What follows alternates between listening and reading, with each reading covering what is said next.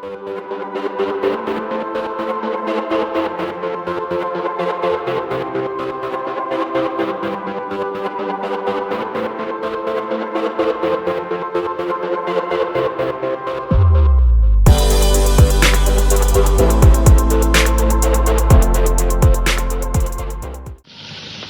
everybody, and of course welcome back to my channel, and this is Sasuka.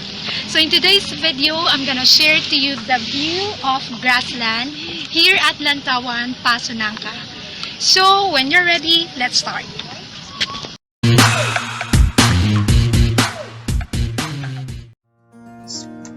Well, Lantawan Grassland, guys, is one of the scenic viewpoint here in Zamboanga City, and you would really enjoy the refreshing environment because of the green trees and of course the fresh air, and it's a very eco-friendly. So you can come here whether you want to refresh by yourself or with someone else.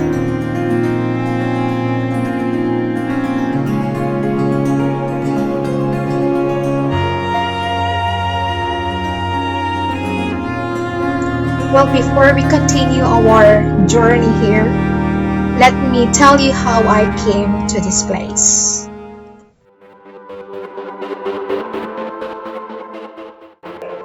I just commuted from Pueblo going to Pasunangka, which cost me 12 pesos using the public transportation.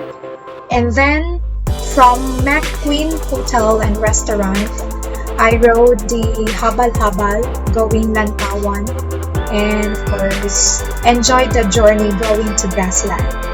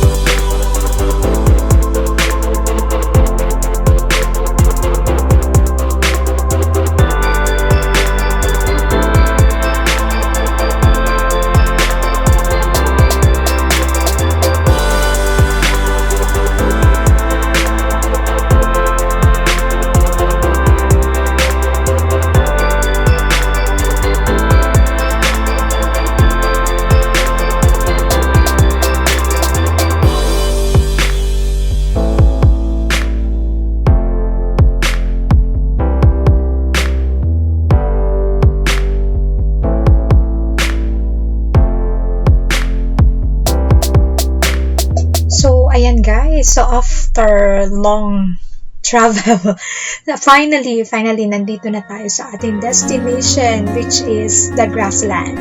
So welcome to Grassland!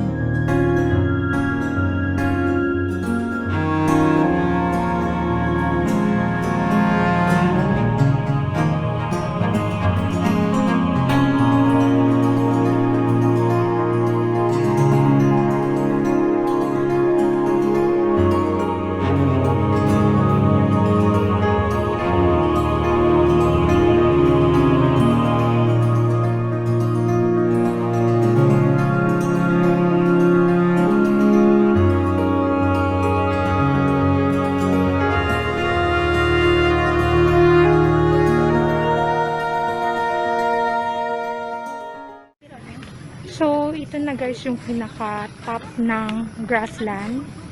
Yeah, so, kung makikita niyo, ayun, yung mga puti-puti na yon is fog yun siya. Yes, and abangan natin mamaya yung pag-open ng lights.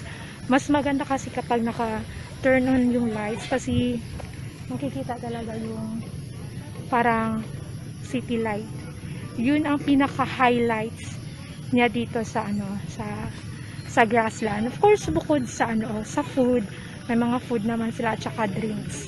And of course, yung ambience. So, one thing din guys na nagustuhan ko is that they are using solar. Solar yung gamit nila dito. So, therefore, it's very eco-friendly. And, yung greens nila, syempre, it's given na rin na very refreshing siya. So, kaya, I'm sure na magugustuhan nyo rin talaga. So, kita nyo naman guys. So, very calming and very relaxing siya.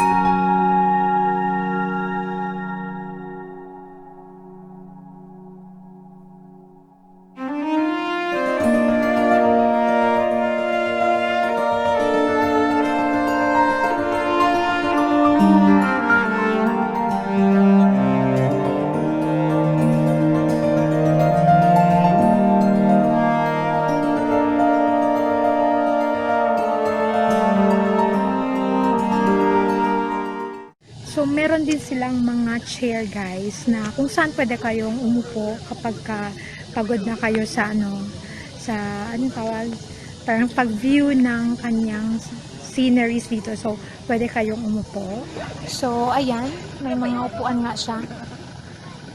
And, habang nakaupo kayo, na-enjoy nyo pa rin yung view guys. Nandiyan pa rin yung trees at saka yung mga fogs. Ayan. So, for the meantime, hinihintay natin yung pag-turn on ng lights. So, countdown tayo mamaya, guys. And, makikita natin yung view ng lights doon mismo sa city. Kasi yung nakikita nyo dyan, guys, yun na yung, yung sa city center. Hindi ko lang alam kung saan dyan yung KCC mo. Tanungin natin yung, yung guide natin. So, ayan, itatanong natin sa guide natin nga. Kung saan dyan yung KCC, saan dyan yung mahina kasi ako sa geography guys. I love geography pero medyo mahina ako. So ayan, so first of all, tanongin natin, magkano yung entrance fee dito? 20 pesos po kapag adult at 10 pesos for kids. Okay, so 20 pesos for adult and 10 pesos for kids daw. Ayan, so di ba kanina kasi guys, wala kaming transportation. So, naghabal-habal kami papunta dito. So, magkano nga rin yung estimated ng habal-habal? Estimated abal-abal in one person is 100 po. Back, going here lang po. So going here, it's 100 peso. Going back, another 100 pesos. Each yan siya. Okay. So, ayan guys. So, 100 peso papunta dito, 100 peso rin pabalik. Pero sulit na rin guys kasi na-feel ko talaga, sulit talaga yung 100 pesos for coming. Pero kung may mga transportation naman kayo, sulit na sulit din. You can bring your transportation kasi nga may rin sila. May parking area din sila. So, doon mismo yung parking area nila.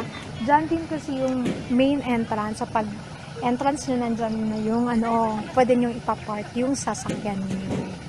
Okay. So, sige, abang-abang lang muna tayo sa sa pag-turn on ng lights. Yun kasi yung pinaka-highlights dito yung aside from refreshing yung venue, yun din yung pinaka-main highlights yung sa lights. So, yeah, let's wait and see.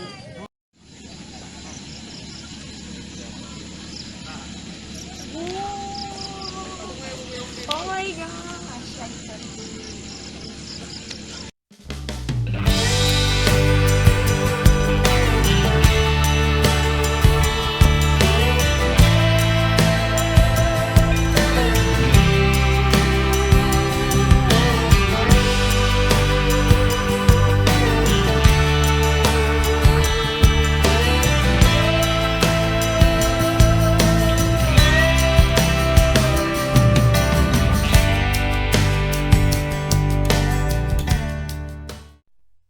So, syempre guys, medyo napagod tayo. Napagod tayo sa, sa pag-review. Hindi na sa pag-review, pero sa paglakad-lakad. So, it's fun for us to eat. And knickerbocker lang kami. So, ayan.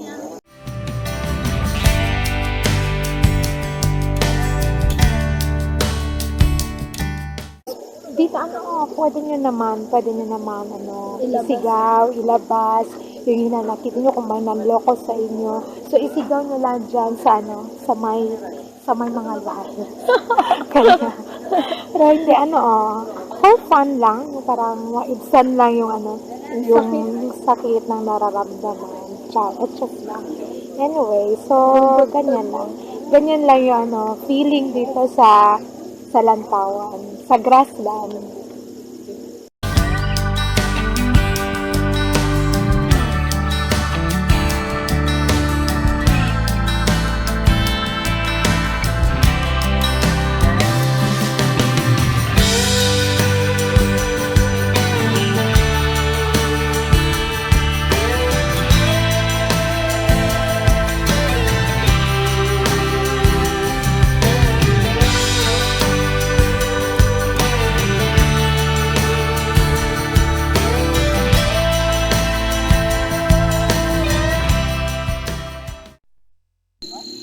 Alright guys, so that's all for today, and I hope you enjoyed the tour and you enjoyed the view.